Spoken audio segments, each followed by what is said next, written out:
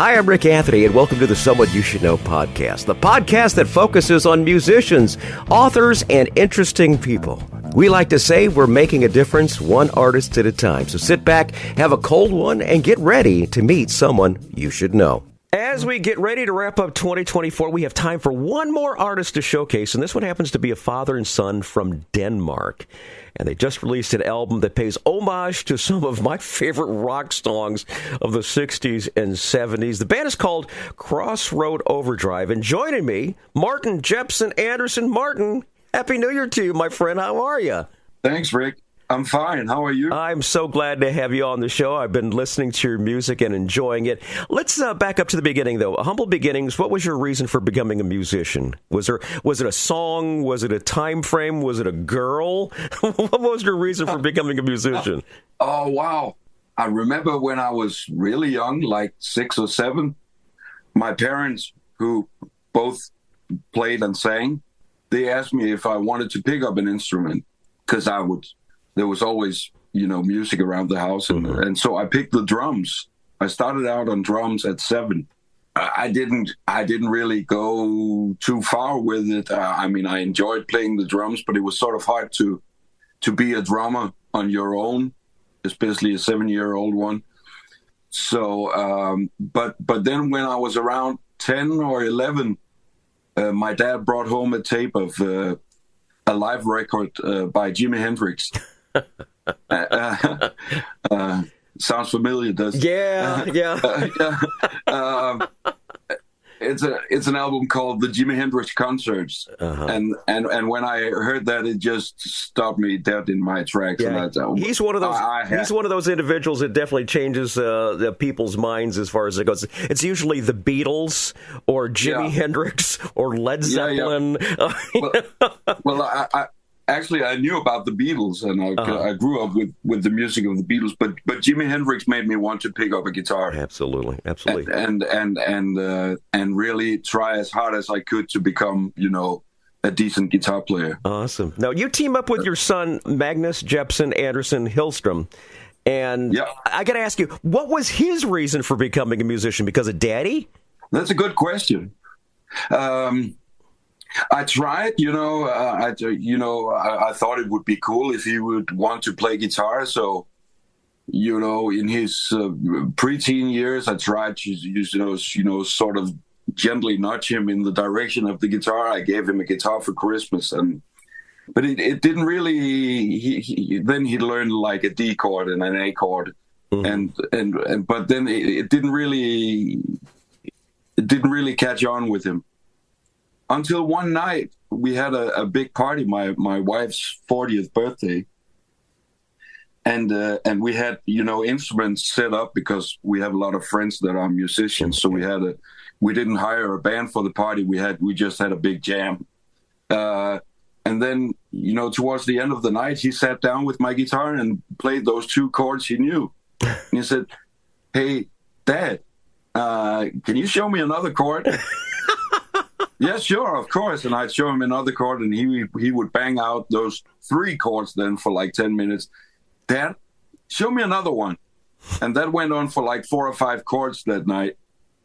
And I could tell, wow, he was getting into this. And here's the really funny part of the story. Then a few weeks later, there was a school party at his school, and he and some friends. A friend of his who was a pretty advanced guitar player by then, and some other friends, they actually snuck into the music room at the school and had an unauthorized jam there. Mm-hmm.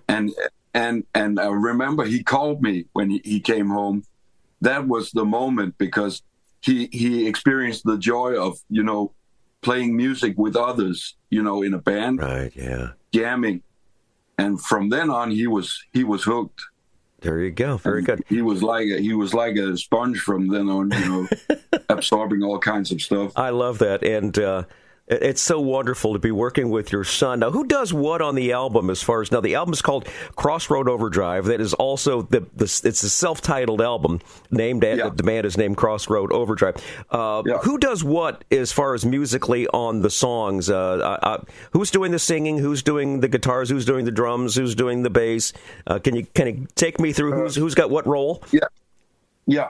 Well, Magnus, or Magnus in Danish, Magnus and I, we both play guitars on it. Okay.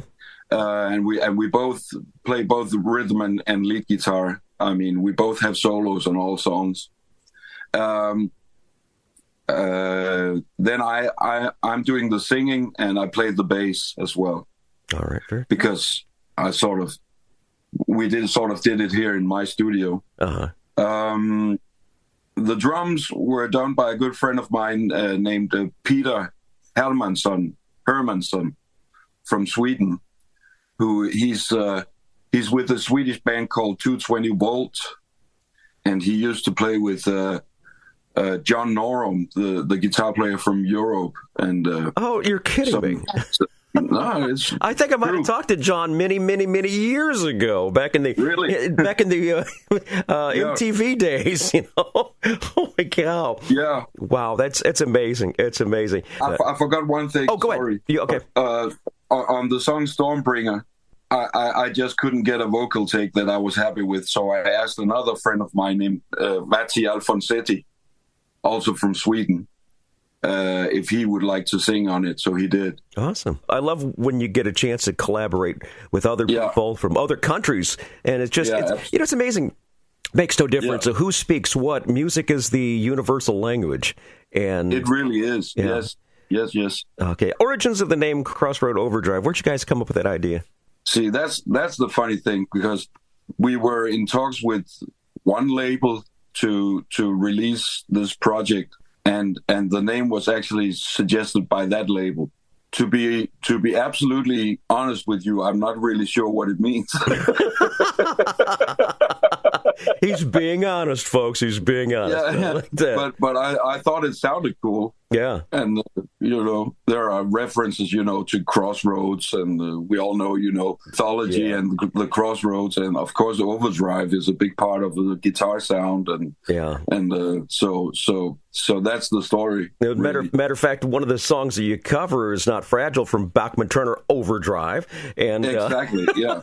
And actually, I didn't think about that until, after a while. Hey, we're actually... sort of repeating one of the band names too. Oh yeah. But, that's true. Yeah, it's a good name. It works. And now the album, I think so. The album does your own. You do your own treatment on some legendary classics, like I mentioned, Bachman Turner Overdrive's "Not Fragile," Zeppelin's "Black Dog," Stormbringer from Deep Purple, Stephen Stills' "Love the One You're With," Mountains, Mississippi Queen, and also "Whipping Post" by the Allman Brothers. How did you choose these songs to cover? It's really just, talking about, we agreed that we wanted to do this tribute to classic rock and the songs we liked. So we sort of just picked the songs that we thought would be cool to, do our thing with. So that's really how it came about. I mean, the song selection. Awesome, very good. We knew Jimi Hendrix had to be in there. Yeah. We knew Black Sabbath would have to be in there. You can't really do something like that without Led Zeppelin. Yeah. Although that's a vocal challenge. That's Robert's range was a little high up there, Yeah.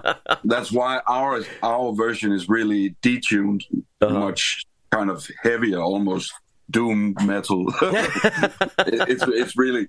Much of it is out of necessity. But I also I was always curious what that song Black Dog would sound like with a heavier treatment than. Awesome. Very good. So it's basically, there were also some, Magnus suggested some Uriah Heep. Oh, yeah. And while I thought, I love Uriah Heep, but I thought, well, the keyboards are really prominent with Uriah Heep. Yeah, like Steelin. That's it's a very keyboard. So I had to say, well, I'm afraid that won't work. Well, some people will argue, well, then you did Deep Purple, but not. It's not the same thing. You can do Stormbringer without the keyboard. Yeah. It's John Lord's very, very prevalent with the keys on the Deep Purple songs. Yeah, but that's for sure. Yeah. That's for sure. Yeah. Well, I'll tell you, the first song we're going to feature is your first release from Crossroad Overdrive, and it's one I just mentioned a few seconds ago, and it happens to be probably in my top 25 of all time. From 1969, the Allman Brothers, Whippin' Post. What should listeners be listening for, and how it compares for the original? What are your thoughts? Again, it was sort of, our goal was to try and do like a heavier version of the song, to see what that would sound like in that sort of kind of frame, in a more like modern, I wouldn't say heavy metal, but hard rock production. How would that work? So and of course that one had keyboards too. Yeah, right. But prevalent keyboards. Yeah. But we were able to sort of replicate that with guitars, or do something similar. But it's just one of those songs, It's part of the you want to know about classic rock, you need to know about the Allman Brothers, and chances are, you'll know Whipping Post then. Yeah, but I played some of their other songs in other band constellations, but. But I never tried playing Whipping Post before this. And we went for trying to replicate, we based our version on the studio version. Because, there are famous live versions of the song where it would be like 20 minutes. Yeah, no, it has a prevalent bass line. Who's doing the bass on it? That's me. That's you. Nice job. Nice job. Thank you. Awesome. Thank you. Let's feature that song right now. Here is the band. It's called Crossroad Overdrive. That's also the name of the album. The song is Whippin' Post. It gets the Jepsen treatment, featuring today's guest, Martin Jepsen Andersen, right now on the Someone You Should Know podcast.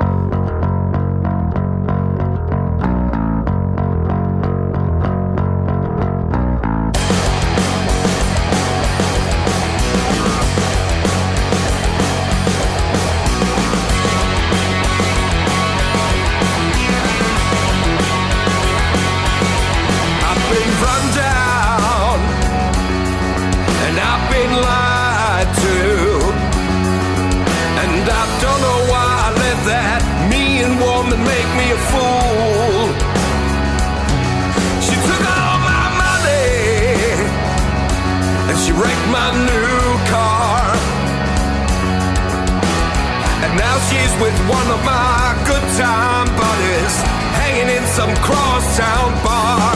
Sometimes I feel, Lord, sometimes I feel like I've been tied to the whipping post, tied to the whipping post, tied to the whipping post.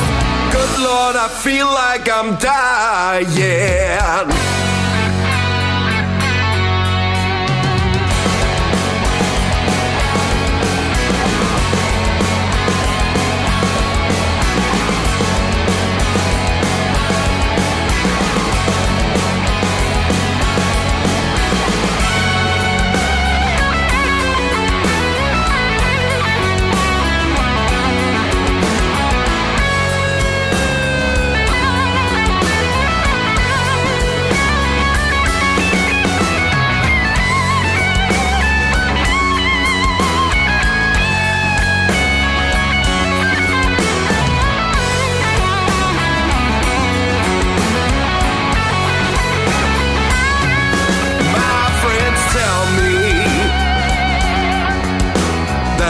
Such a fool that I had to stand by and take it, babe, all for loving you.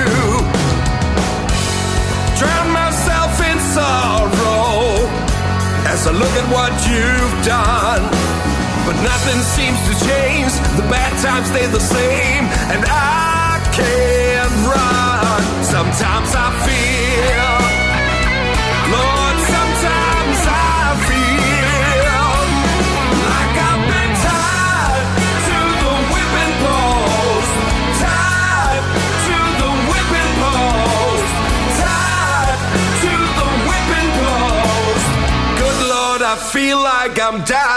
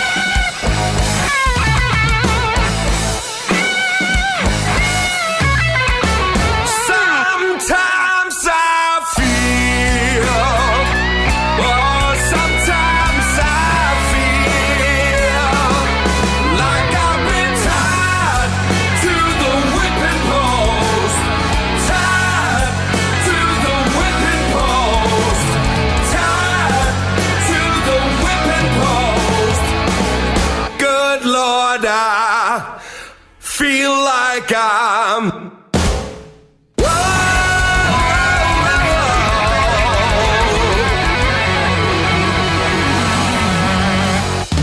Whippin' Post, done by Crossroad Overdrive. It's from the album of the same name, and it's from Denmark's Crossroad Overdrive, and featuring today's podcast guest, Martin Jepsen Andersen. We've got more great music coming your way in just a couple of minutes. But first, I want to say thanks so much for tuning into the Someone You Should Know podcast. It is heard all over the place on all the different streaming platforms, and we want to thank our good friends at Buzzsprout for sharing the word. We are now heard in over 2,700 cities in 99 countries, and hopefully in the new year we'll get that 100th country. We've been trying. We've been kind of stalled at 99 for a while.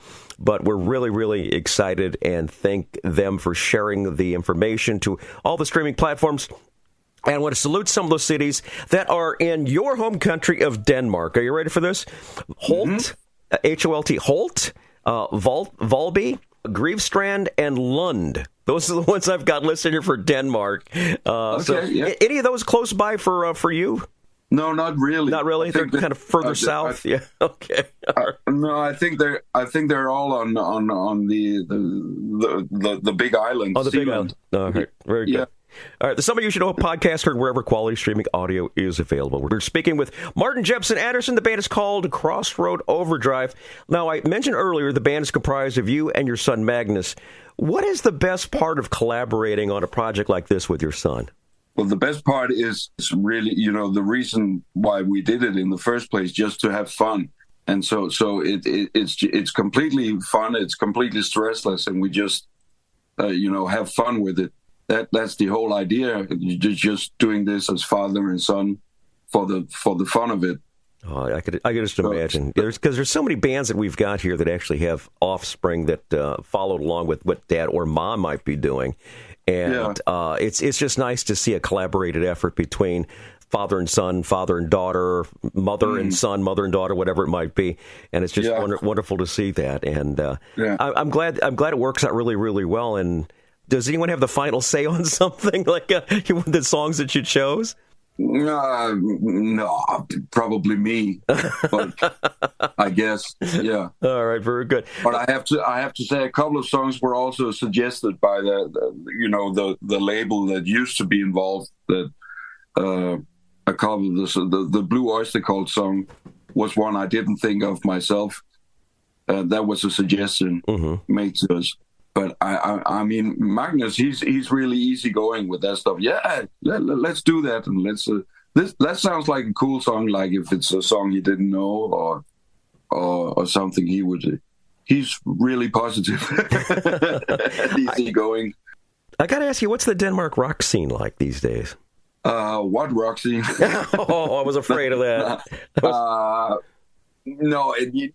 No, for a country this size, I'd say it's pretty good. I mean, it's a small country. I mean, there are American cities with bigger populations than Denmark, but I'd say it's pretty good. Yeah. Yeah, all right, very good. Now, the next track we're going to feature showcases Leslie West's band Mountain from 1970, the classic Mississippi Queen. What can people listening in notice about this one? Obviously, the heavy treatment, but what should they be listening for? Well, what they should know is that it's the song that started the whole project. Oh, really? Seriously? So yeah, this is because, and this was actually like 5 years ago, and that was just Magnus and me talking. Wouldn't it be fun to do just like, let's do a cover of Mississippi Queen, because we both love that song, and he was into it right away.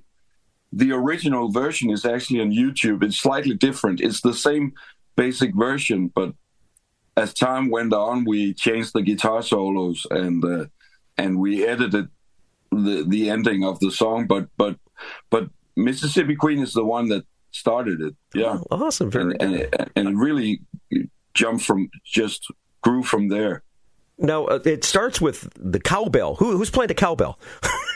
Oh, that's Peter, the drummer. Right. It's part of the drum take. Yeah. So he's playing it as he was recording the drums. Because I always like the old thing, more cowbell. Well, I got to be honest with you. I love the cowbell. I think it's a real rock and roll instrument. Yeah, I just had Mark Farner from Grand Funk on a couple of weeks back, and we were kind of talking about, because that had We're an American Band also had cowbell on it too. So, all right, good. No, but there are some classic songs with the cowbell. I'm thinking like Rolling Stones, Honky Tonk. Oh, yeah, Honky Tonk Woman, absolutely. And I think we talked about the Beatles earlier. A song like "Drive My Car" it has a cowbell as well, and it has a sound, and it actually adds some energy. Oh yeah, to the sound. I think I use it all. I work as a music teacher also, so wonderful. So I use it all the time. I think that's the only instrument I can play. Would probably be the cowbell. Well, I'll tell you what, here's the updated version of Mississippi Queen. It's from the self-titled album from Crossroad Overdrive. It features today's podcast guest, Martin Jepsen Andersen, right now on the Someone You Should Know podcast.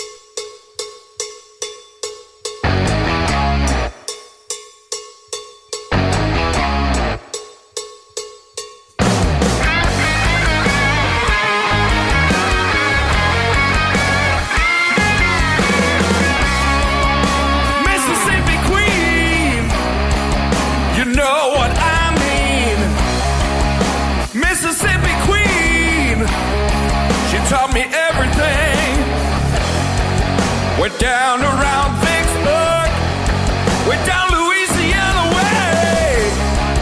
We'll live the Cajun lady above the Mississippi Queen. The lady was a dancer, she moved better unwind, while the rest of them dudes were getting their kicks. Boy, I beg your pardon, I was getting mine. Mississippi Queen, you know what I mean. Mississippi Queen, she taught me everything. This lady, she asked me if I would be her man. You know that I told her I do what I can to keep her looking pretty, buy her dresses that shine, while the rest of them dudes were making their bread. Boy, I beg your pardon, I was losing mine.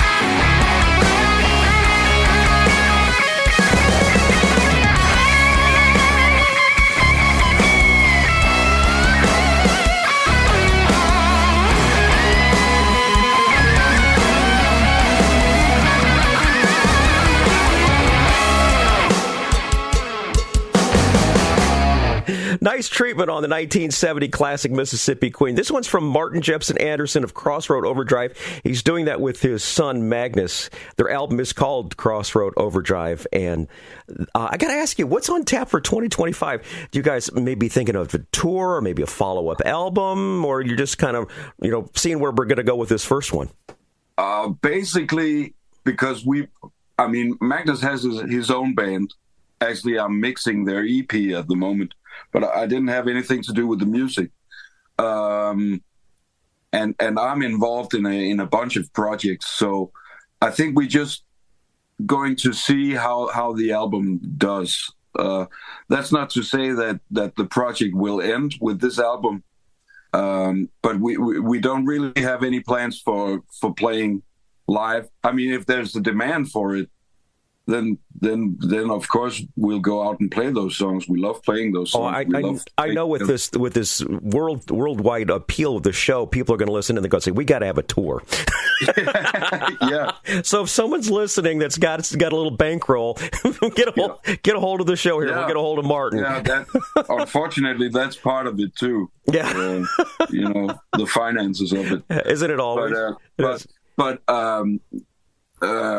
as far as another album, I'm sure there'll be one in time. I mean, we're both up for it, but we've also talked about we'd probably like to do some original material. Then. Yeah. Very good. Yeah. I could ask you. You said label involvement as far as they're the ones that gave you the name and such. Yeah. Who's your label and how are they helping you along? Well, the label we ended up with is Jib Machine Records. Okay. In Cleveland. Oh. There was a previous label involved, but they had to back out of it. I don't want to get into why. That's kind of personal. No problem. Not that it's not like we fell out or anything, but they had to back out of it.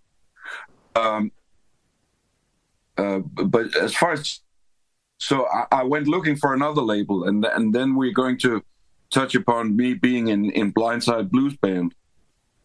Because we did a tour, I did a tour with Blindside Blues Band in Poland last year, and John, the head of Jib Machine Records, which is obviously also Blindside Blues Band's label, he came along on the tour, so I got to know John.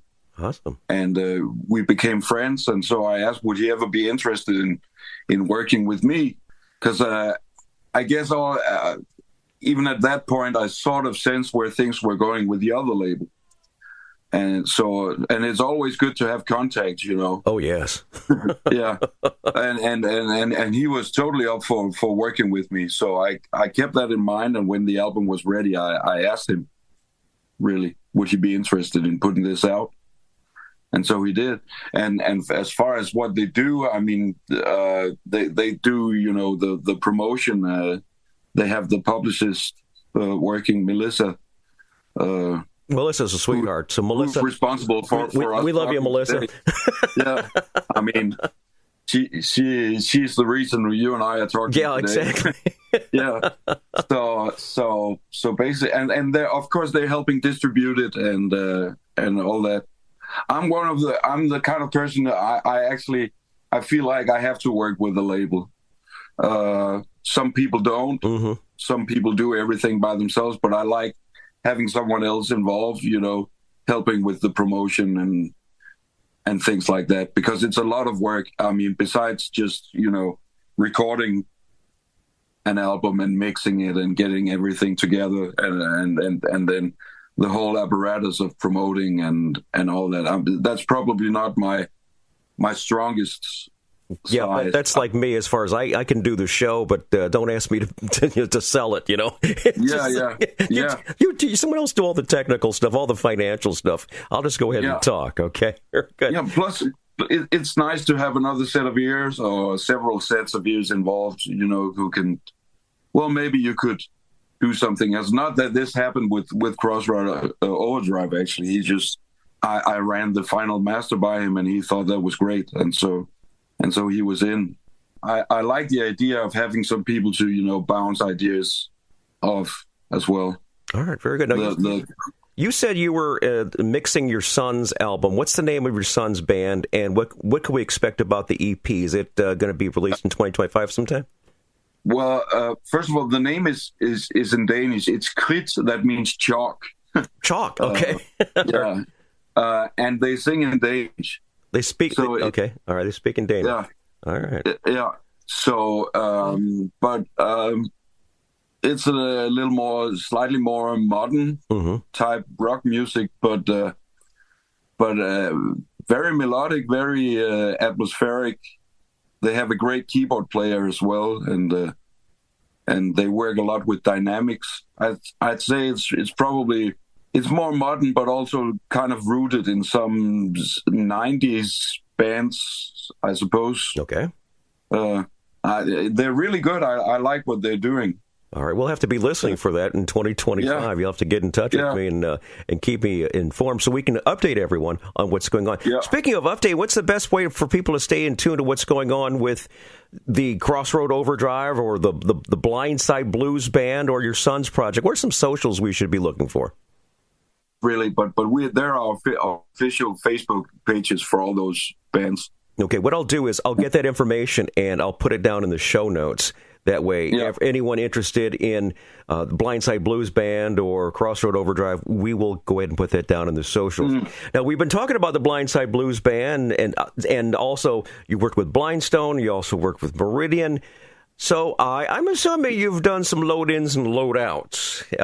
Next feature we're doing is called Tales from the Road. This is one of my favorite stories, or my favorite portions of the show, because we kind of tell those stories of those moments where things didn't go quite as planned. Maybe you go out there and you have a great performance, and that's always great, but you don't really necessarily learn from them. You learn from the ones that where things didn't go quite as planned. Think of the movie Spinal Tap.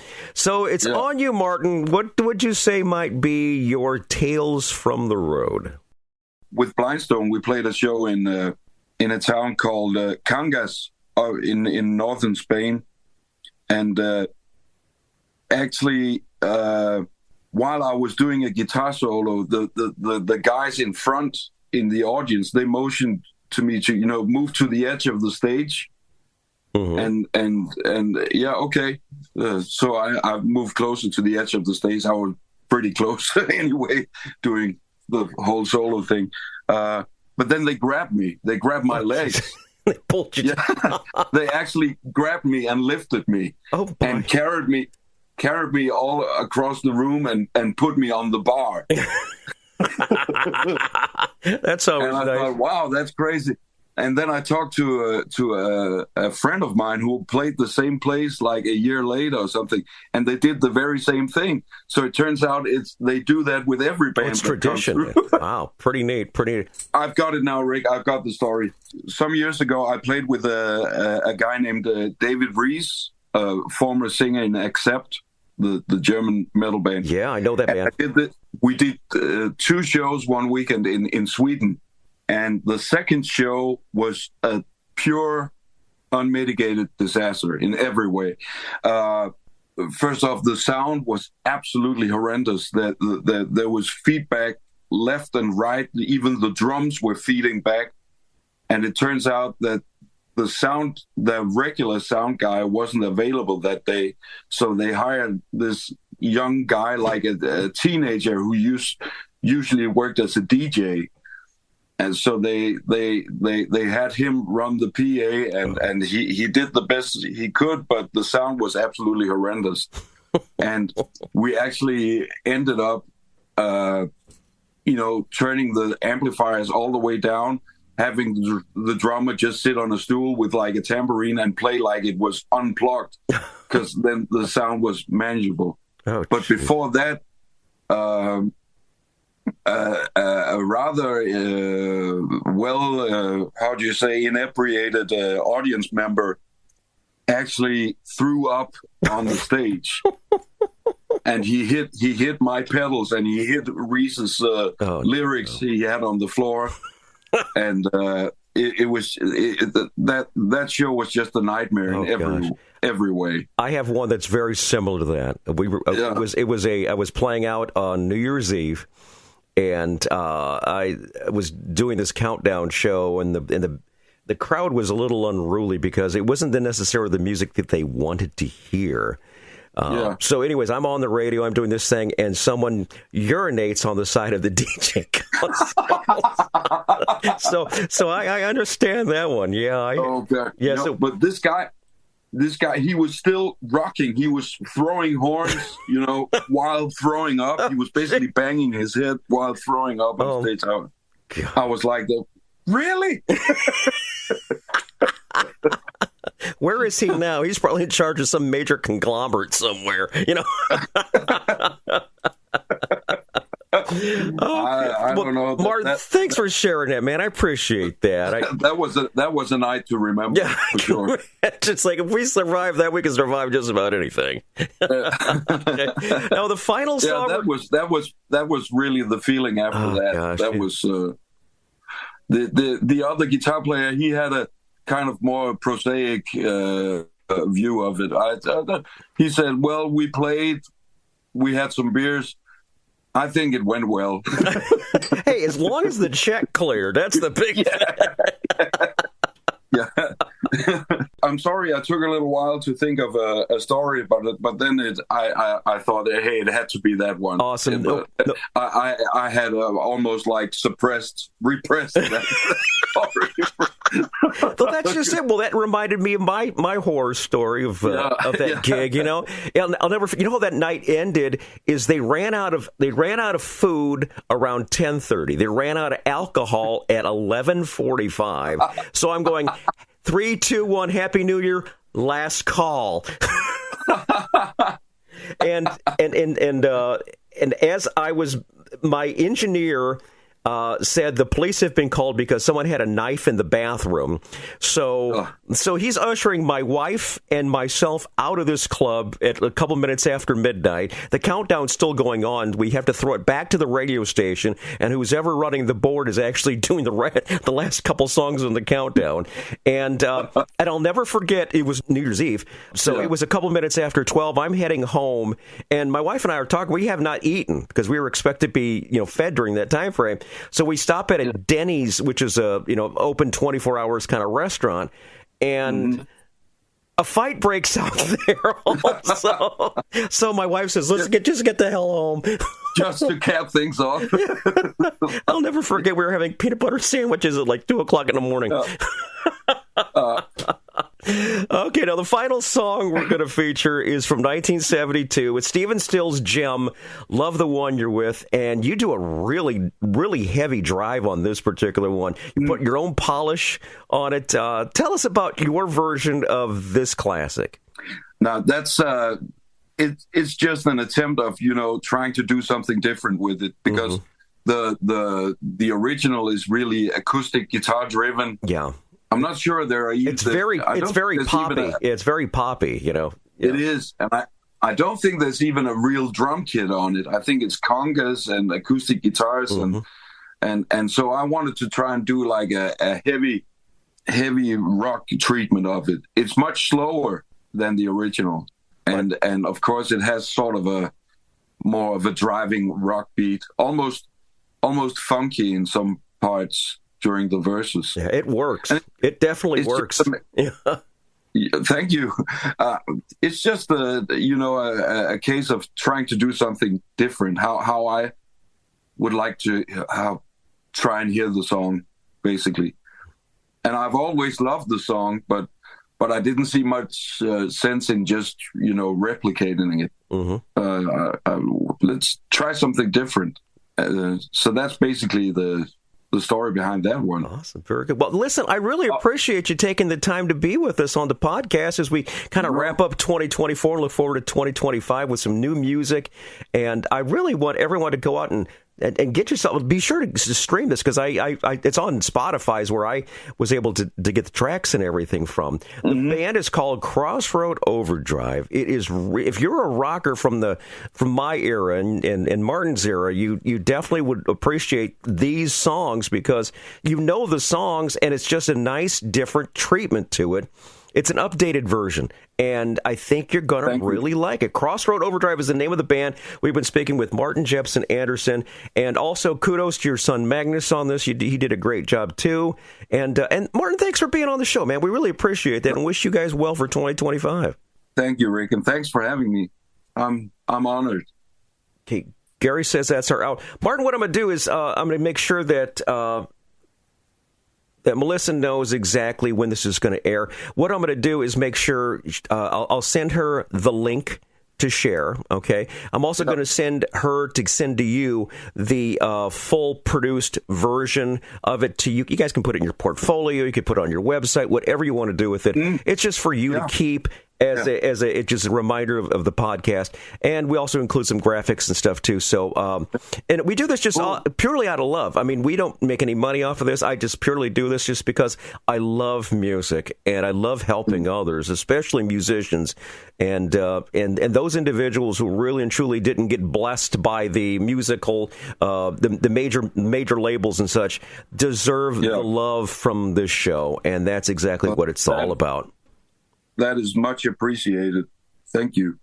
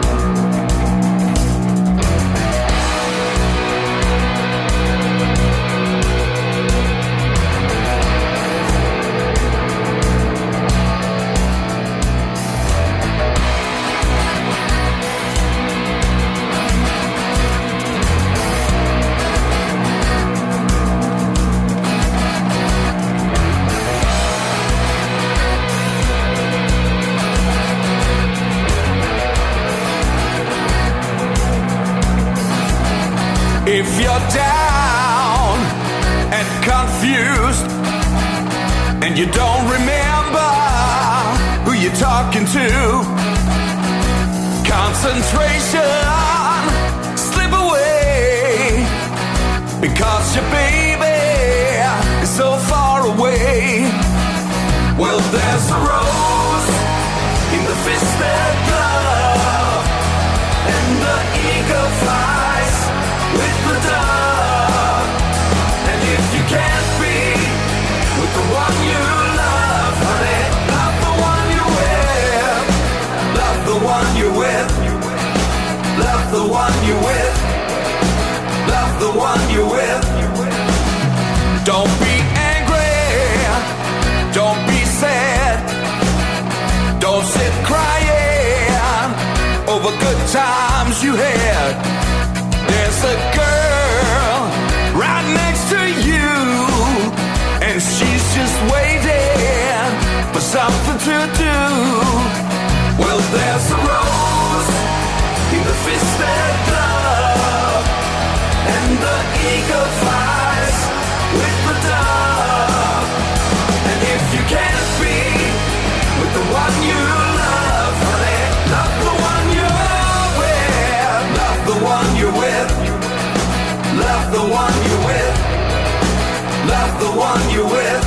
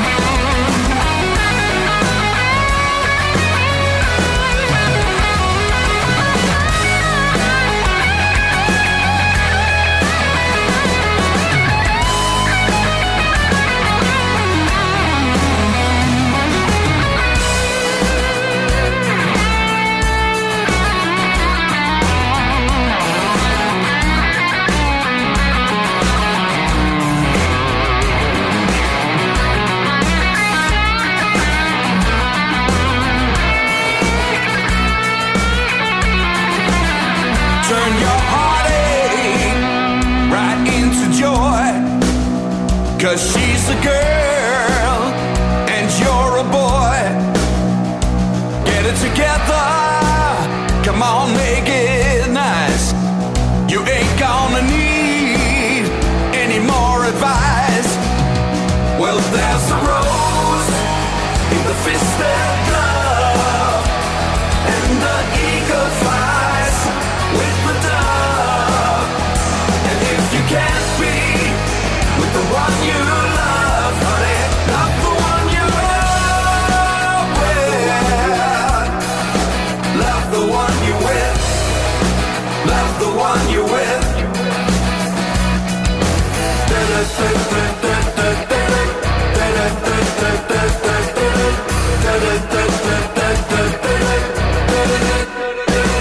Hi, this is Rick Anthony, thanking you again for listening to this episode of Someone You Should Know. Now, if you're an aspiring musician or an established musician that's looking for a little exposure, I invite you to drop us a line at someoneyoushouldknowpodcast@gmail.com. That's someoneyoushouldknowpodcast@gmail.com. Also, I invite you to tell a friend about the Someone You Should Know podcast. I thank you for tuning in this time, and I invite you to check us out next time on the Someone You Should Know podcast, because you never know who's going to show up. Until next time, remember, God loves you, and so do I.